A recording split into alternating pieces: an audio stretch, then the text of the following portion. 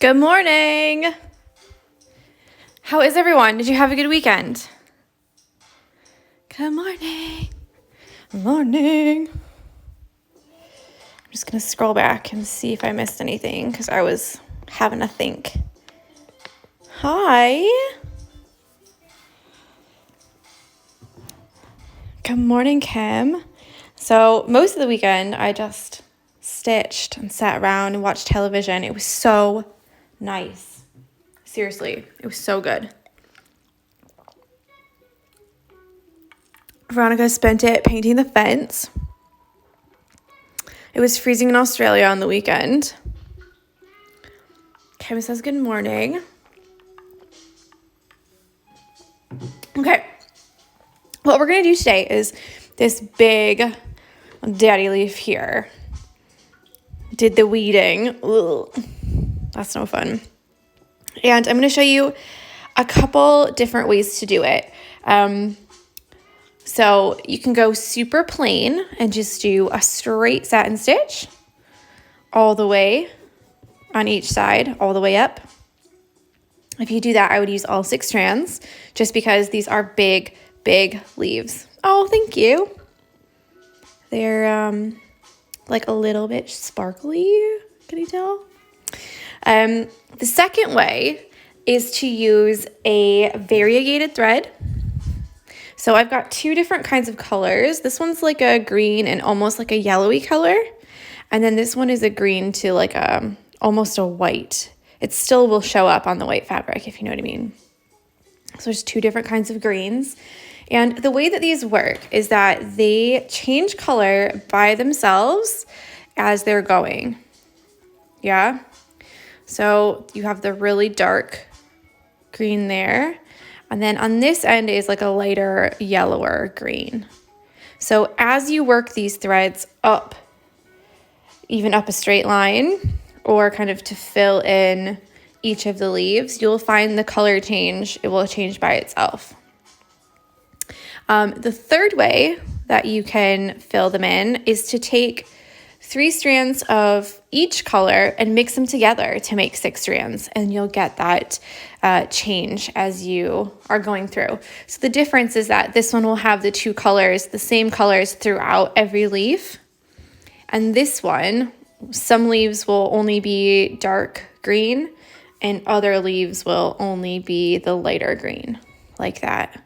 So they'll change colors as you're moving up. But today I'm going to show you how to do a fake variegated thread.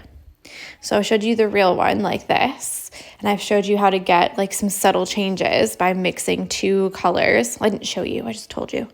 So again, 3 strands of this, 3 strands of this, mix them together, give it a little twist, and get stitching. But another way is to do like a fake variegated thread. And to do that, you're going to choose a family of colors. And the reason I've showed you all of these so far is because you might only have 2 greens, which means that you can mix these 2 colors and have a really nice, interesting stalk coming out from behind these roses. If you have a variegated, then just use that because it's super easy and it will look really nice. But if you don't, but you do have a lot of thread, you could always do a fake variegated. So what we're going to do is do this light color at the top, and then the medium color for these 2, and then the medium dark color for this one, and the darkest color for the bottom. So as the leaf goes up, it's going to get lighter. Yeah? Now, when you choose these here, you want to choose them that are almost all in the same color family, but they just look a little bit lighter and a little bit lighter and a little bit lighter. So for example, I would not put this color in with this color family because it doesn't like go together. In the same way, I probably wouldn't put this color in this color family because it doesn't go together well. So if you're going to do it this way, I would suggest having a really long think and dig through all your colors and choose some that it almost looks like it's gradually getting darker or getting lighter. So even this one I'm a little bit like not sold on, but I don't have the perfect light green color. So I'm going to leave it. So there we go. So there's a couple different ways that you can do it. And I'm saying this because I feel like some people want to jazz it up a little bit, but other people, they kind of just want to, I've just found this one. No, that doesn't go. Anyways, but some people, they just want to keep it really simple. So I'm showing you lots of different ways so that you don't have to go and get 4 different colors.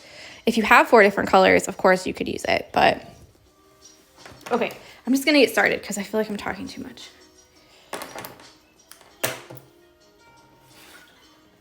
So we're going to take all 6 strands.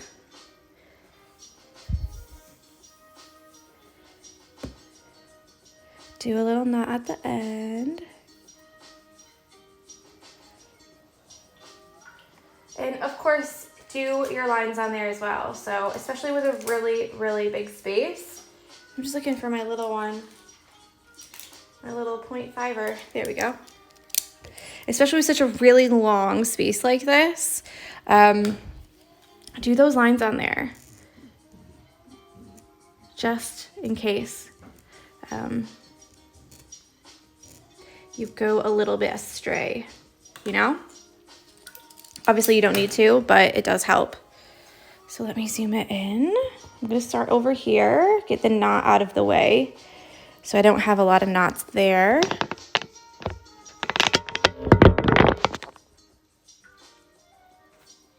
A little bit more. There we go. Okay.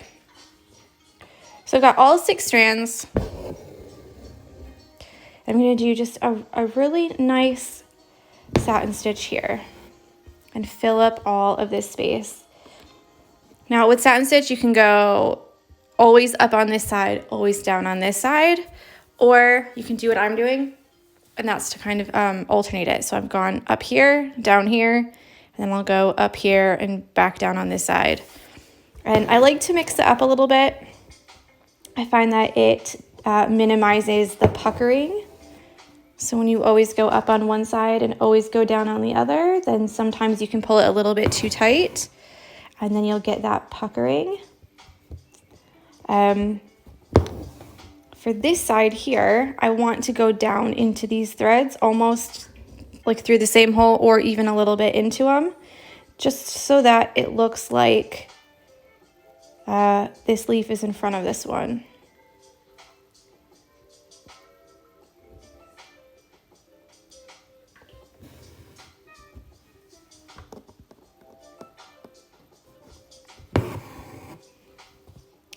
Now, satin stitch is used a lot in embroidery. It's a really great filler stitch. So we will do more of it. Please don't hate me. Woo!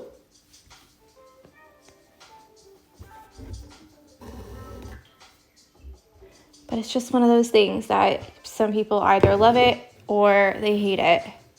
Or they do it enough that they figure out how to do it well, and then they love it. But satin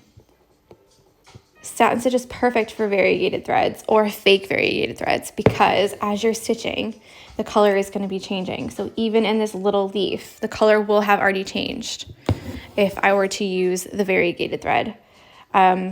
So when you do the variegated thread, you do have to do a little planning, where you start, where you finish, because the color change, it will just happen. Do you know what I mean? So I'll use this one.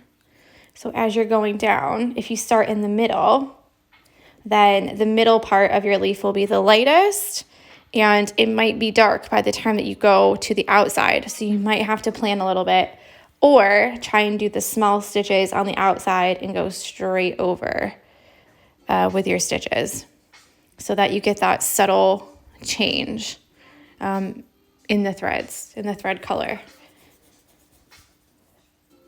I will say that when I use variegated thread, I try not to do a lot of planning, because the color just ends up changing. So you kind of have to like let go a little bit. which is sometimes hard because I like to have the colors like laid out in a way, you know? That's probably okay. And then I'm gonna jump straight over to this one. And with this one, I'm gonna go all the way to the tip on this other side and just stitch straight over these leaves. And I'm doing that because we'll just stitch over this with an even darker thread color.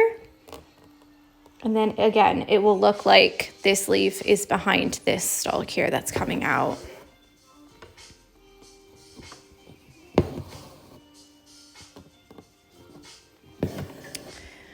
Okay, so now we need to talk about the stem here because I've already told you that I'm going to do 4 different colors. So 2, 2, 2, and 1 as I go up.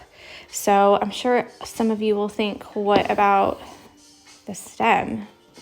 Because if you choose a dark stem all the way, at the very top, you'll have this light color with the stem, right? Or this light color with a really dark stem. So that's completely up to you. You can do a stem stitch for the stem to make that twisty kind of line like we did over here. You could do a chain stitch if you wanted. You could do a whipped back stitch. It's completely up to you what you feel like. I'm going to do a stem stitch. And I'm going to try and make the stem change colors as I go up as well, to keep that illusion that I'm using the variegated thread, or that it's almost like an ombre effect, an ombre leaf. Ombre. Ombre. I think ombre is Spanish, not like ombre, like friend, like brother ombre, right?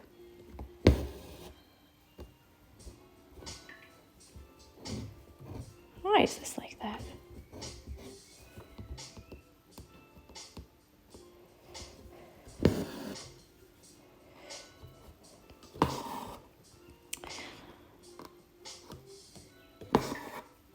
There we go. Back in the game. All right, so what I'm going to do is I'm going to start here with the stem stitch. And when I get to about here-ish, hi, George. I'm going to finish my stem stitch and then start the next stem stitch so that the colors will blend together. Hopefully, if it works like I think it will in my head. We'll see.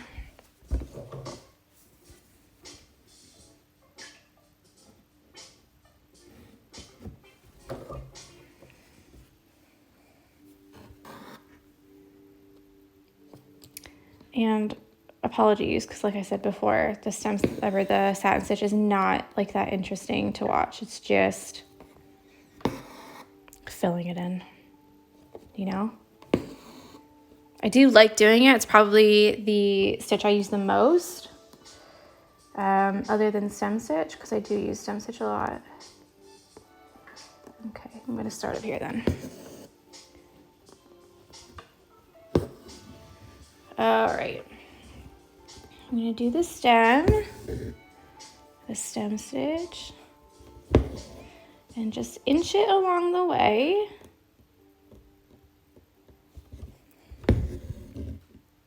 Oh, thank you. Someone said not stitching related, but I love your nails. Thank you. I did them yesterday because on Saturday I did my mother-in-law's nails. And when I did those, I like messed up a couple of my own, so I thought I would just change them.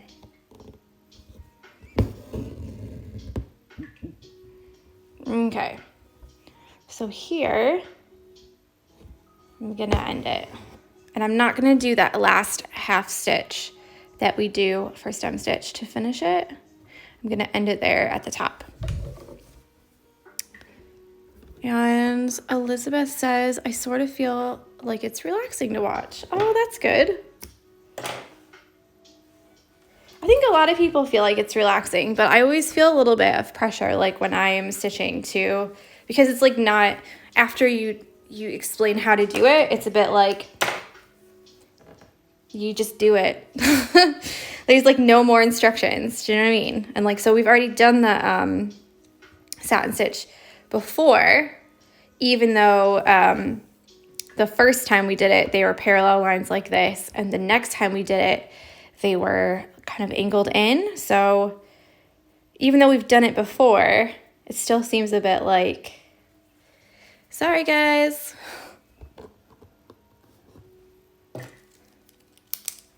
Now these ones here, you're gonna kind of tuck under, down like that.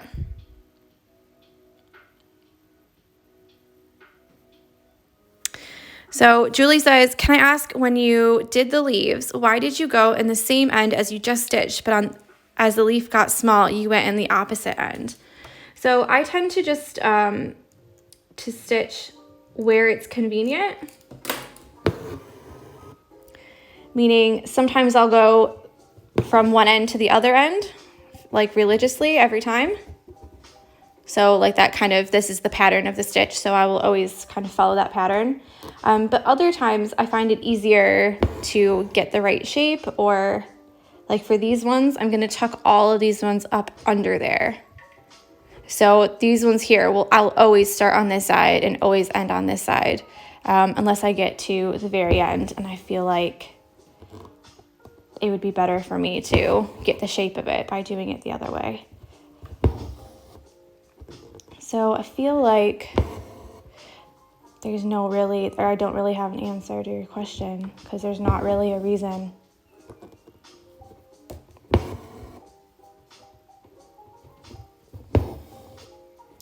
I do know that, as I said before, sometimes when you stitch always one side then the other, so if you always go up on this side and you always go down on this side, and if you pull it too tightly, then it will pucker your fabric together.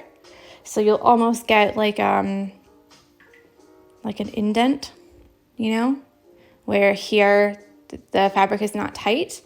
So sometimes when I am stitching, I will try and make some of them go up and down on the same side, like I did at the end, just so that it will like relieve some of that tension. But for these ones, I definitely have to tuck them all up under there. So having to go up on this side and tuck that in is going to be such a pain. So some of it is just circumstantial, and some of it is I want to try and make sure that, you know, my thread's not too tight. And sometimes it's just, it was easier.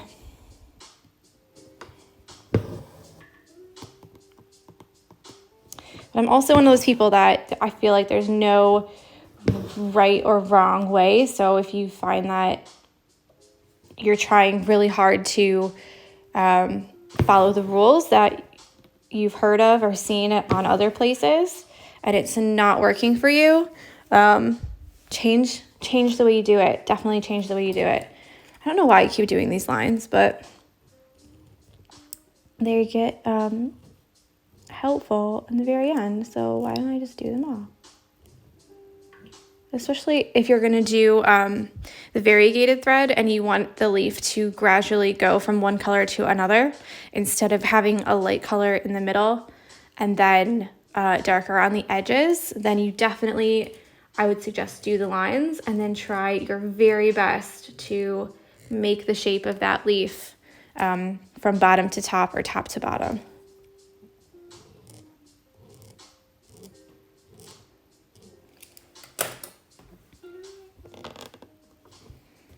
And then when I'm finished, I'll go back and start that stem stitch right here where I didn't do that last half stem stitch, and then follow it up until there.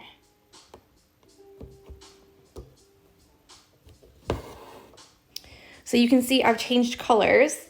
So the first one was this dark color, and then the second one I thought I had a number on it. I've used the lighter color for the next two.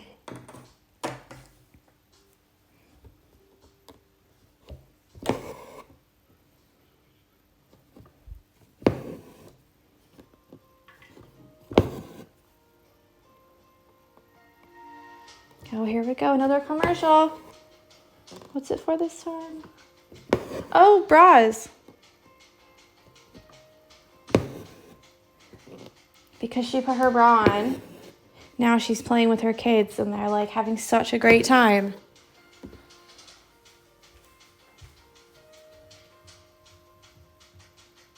Skip. I don't want to listen to 4 minutes of that.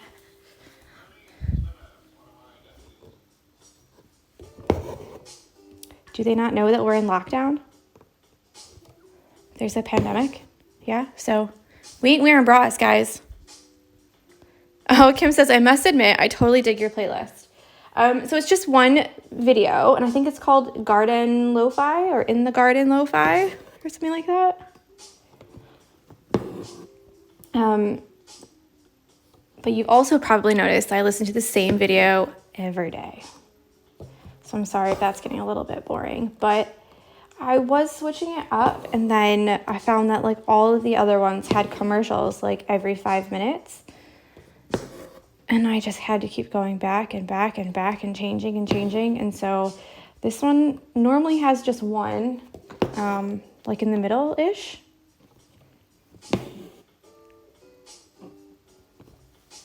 Okay, so let's start this here. And we're gonna go up.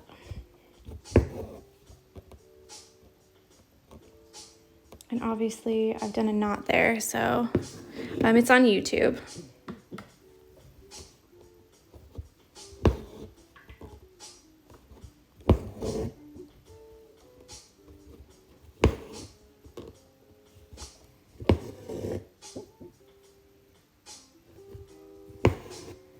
So there we go with that. The other reason that you might want to start and stop at different ends, meaning you've come up here and then you go down here and then you go down here and you come up here, might be because you know that you want your needle to end in a certain place. So if I continue doing this, always coming up here, always going down here, in the end, my needle will end all the way up here, and I know I need to come back and fill in this stem stitch. So trying to always like be a little bit strategic with where you start and stop, and then also where you do your knots. So for me, I'm just doing a knot and not really paying attention and not really caring about where I put them. But obviously, I know I'm going to have to start another one and put my needle down here in the same hole, and that's going to have the same hole as the knot. So if you have a little think about it before you do it, you'll actually save yourself a bit of strife. But again, if you don't think about it, then you just have, it's not that big of a deal. You know, it's not like your whole thing's going to be ruined if you don't do it in a certain way. Thank you. I feel like the lights are like not very bright today, even though it's quite sunny out. Just turn the light on. So yeah, I'm always trying to have a think about where my knots are going to be. So when I started this one, I left the knot. I started here because I had to tuck all of my stitches up under that rose. So I had to start over here.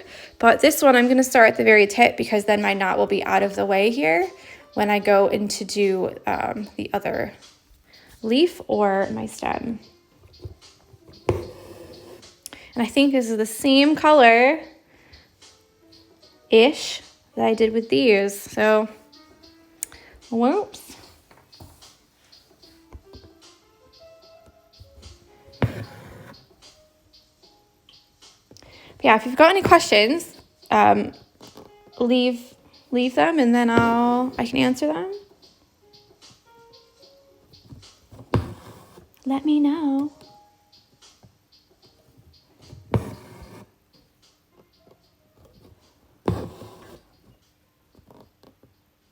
So many people from last Friday filled their chain stitch leaves in with chain stitch, and they look so good.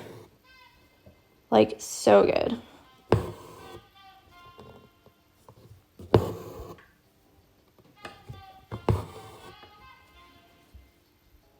Is that all right?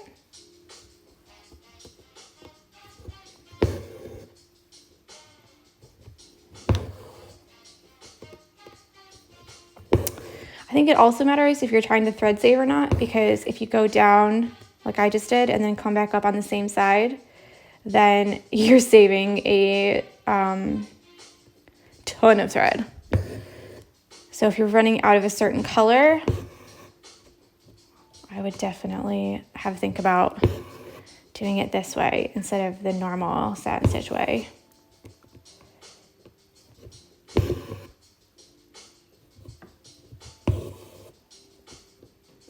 Make sure that you do enough stitches that you get that round shape, because sometimes you don't do enough stitches and then the tops and the bottoms of your leaf look like they're completely flat, almost like someone came with a pair of scissors and just chopped off the edge of that leaf.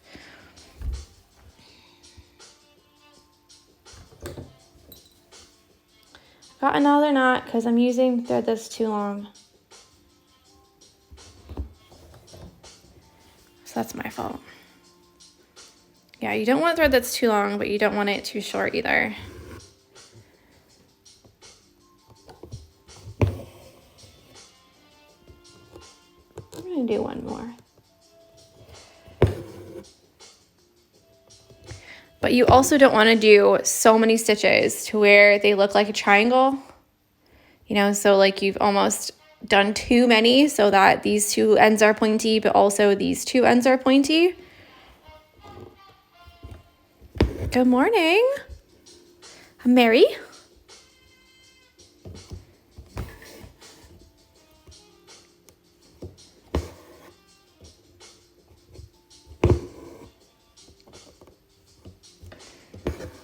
Happy medium, yes.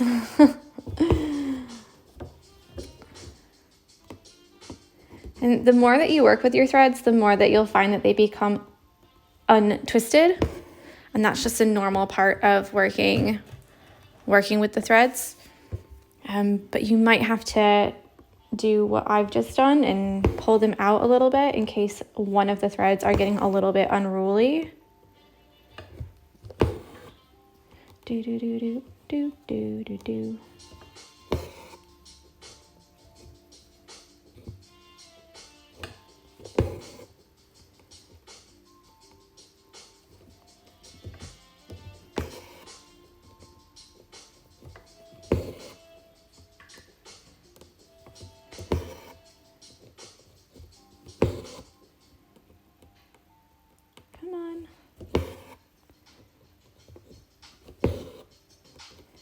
That one is not very parallel at all, and that one went through the threads. But it's okay, it doesn't have to be perfect, you know? So again, we're just gonna sneak straight over here and do that half stitch that I didn't do before. Come on, guys, cooperate. And continue up. Now, if you have a really,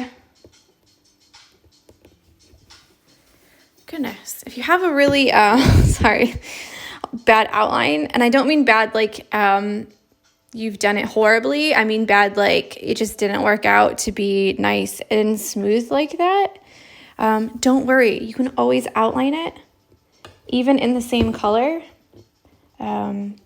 Just use less strands. You could even do like a 2-strand outline with like a stem stitch around it. Or you could outline with black even if you wanted. Totally up to you. You guys are gonna just get so sick and tired of me saying that, let me tell you. Totally up to you. Okay, so we've just got this little baby leaf left, and I'm going to start with the stem stitch at the very top because we've just got one little stitch to do. Do let me know if I'm going too fast or if what I'm saying isn't necessarily making sense to you. If you don't want to say in the comments below, you can always just DM me after. Again, I'm not convinced this is the right color for this, so I might have to cut it out later. because this looks a little bit too yellow for what this is, but I don't want to waste time by rooting around. So we'll just see what it looks like. It's almost the same color. But again, like, there's no stupid questions, and I'm never going to be that person that's like, oh my God, I've already done that. Except for how many strands, because it's all 6 strands. Because that's always a little bit like, oh, I've already said it in the video. Ugh.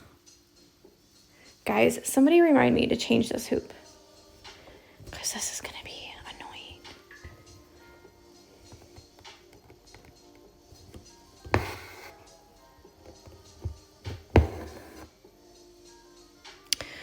Elizabeth has said, could you use denim as a base fabric to embroider a picture onto? Of course you can. So I've done a bunch of jean jackets before. I've done shorts before. I've done denim shirts or denim dresses before. Just be careful of the stretch. So you can stitch onto the denim without a hoop. You can just stitch. Just make sure you don't pull them too tight, or else the 2 pieces of fabric, like your denim, is going to have that cinch like that in it permanently. You can put a hoop in it. So put a hoop in the denim shorts or in the denim jacket or denim dress or whatever. Just don't pull it really tight, so you're not going to have that drum tight look, you know, when you do the hoop. If you want to hoop the denim. I was just going to say, you can use a stabilizer as well. So a lot of embroidery on clothing, if you look on the back of it, you'll see that it has that white film, on it and around it. That will help. I will say that I would do the smallest number of threads that you possibly can. Because someone's just asked, how does it stand up to being worn and washed? And in my experience, I haven't had a problem with it, but they will start to get fuzzy a little bit over time. So I did some embroidery on a backpack just over, I'll show it to you after this. Yeah, this color doesn't really go with those colors. That's going to drive me crazy. But until I can find the perfect one, I'm just going to leave it. But I'll show you in just a moment.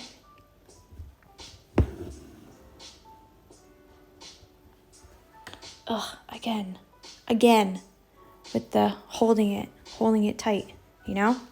Okay, so this is finished. Let me just do a little knot, and I will zoom out and you can have a little look. Obviously, you don't have to do knots. You could also weave it underneath like this a couple different times in different ways. And that generally should secure it. So this is what we have so far. Again, I've done the 4 different colors way. And then used the satin stitch, all 6 strands, and I've used 4 different colors again. So these are the 4 colors that I've used. Just barely got away with that one, didn't I?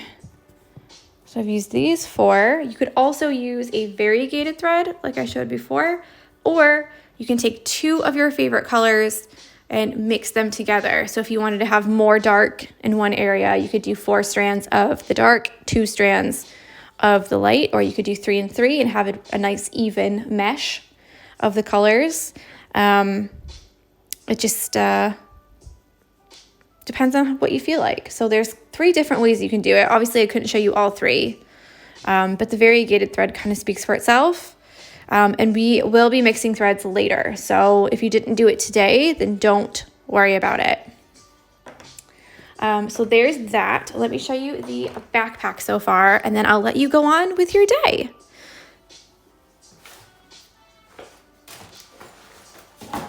So again, it's just right here, so it's not like far away. Just move these out. Okay, so I've got this children's backpack. Yeah. just some essentials basically. And what I wanted to do was stitch around the Just Do It. And I started this last year when we went to Cornwall, just as something that I can do like in the evenings. So I picked out some colors and we went there for a week. But you can kind of see here, because it's like close to the zipper and I use it quite a bit there. It does have that, you know, what's it called? Like not fraying. It gets like, what's the word? I don't know. But some of the other ones are fine. So these ones here, they seem to be okay. And I used pretty much 6 strands for all of it. Fuzzy, that's what it is. I used 6 strands for all of it. So yeah, I would use the bobbling. Yeah, pilling. I was thinking of the bobbles here. And then I was like, no, it can't be bobble. That's weird. But yeah, but I would try and use the smallest number of threads that you can. So these here are only 3, where all of the rest of them are 6. And it seems like these ones have held up a little bit better than the 6. Probably because they don't have such a high profile off of the bag. So yeah, I'm still working on it. I haven't worked on it in a long time. But someone else said something about making embroidery on a bag. And the easiest way if you're going to embroider on clothes is to use one of these hair clips. I've just pulled it out of my hair. Use one of these hair clips, or 3 or 10. And what you can do is just, obviously I didn't need to do it on this one because I can just hold it here and just make sure that I don't stitch through the insides, like the thick parts here. But what you can do is you can take these hair bobble things and all of the excess fabric that you have. So if you're doing a t-shirt or something, put a little hoop in and you can roll up the t-shirt and then you just put it here just on the edge so that you have an easy area to stitch. So if you're doing a bag like what they call those like potato sack type bags, you know, like they're like a calico color, definitely do that because you really don't want to be stitching through other parts of the bag and then connecting them, you know? So you can use these hair clips. And yeah, top tip that you didn't even ask for, that's for free. A free tip. So yeah, that's all I have for today. Maybe one day I'll finish this guy. We'll see. I don't have that much more space to do, but yeah. So I hope you have a lovely day. I cannot wait to see which way that you chose to do, whether it was the ombre with different colors or the mixing of the 2 colors or just a straight up variegated thread. So have a lovely Monday. And yeah, I'll see you tomorrow. All right. Bye.